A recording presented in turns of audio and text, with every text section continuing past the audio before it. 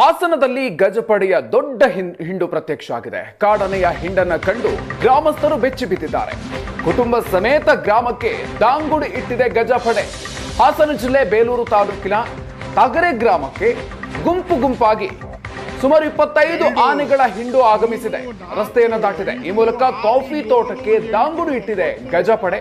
ಕಾಡನೆಯ ಹಿಂಡು ಎಂಟ್ರಿ ಆಗ್ತಾ ಇದ್ದಂತೆ ಅಲ್ಲಿದ್ದಂತಹ ಕಾರ್ಮಿಕರು ಅಲ್ಲಿಂದ ಕಾಲ್ಕಿತ್ತಿದ್ದಾರೆ. ಕಾಫಿ ತೋಟದ ಕೆಲಸದಿಂದ ಕಾರ್ಮಿಕರು ವಾಪಸ್ ಆಗಿದ್ದಾರೆ. ಕಾಡಾನೆಯ ಹಾವಳಿಯನ್ನ ನಿಯಂತ್ರಿಸೋದಕ್ಕೆ ಸಾಧ್ಯ ಆಗದೆ ಕೈಚೆಲ್ಲಿಕೊಳ್ತಿದೆ ಅರಣ್ಯ ಇಲಾಖೆ.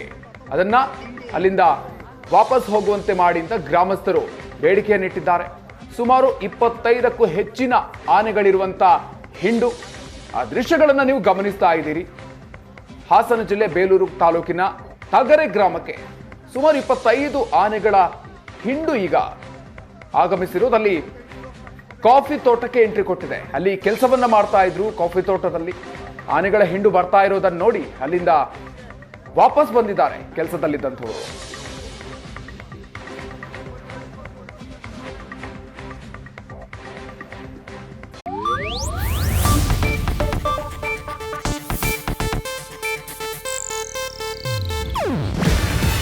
ಇದು ಏಷ್ಯಾನೆಟ್ ನ್ಯೂಸ್ ನೆಟ್ವರ್ಕ್ ಪ್ರಸ್ತುತಿ. ನೀವು ನೋಡ್ತಿದ್ದೀರಾ ಏಷ್ಯಾನೆಟ್ ಸುವರ್ಣ ನ್ಯೂಸ್.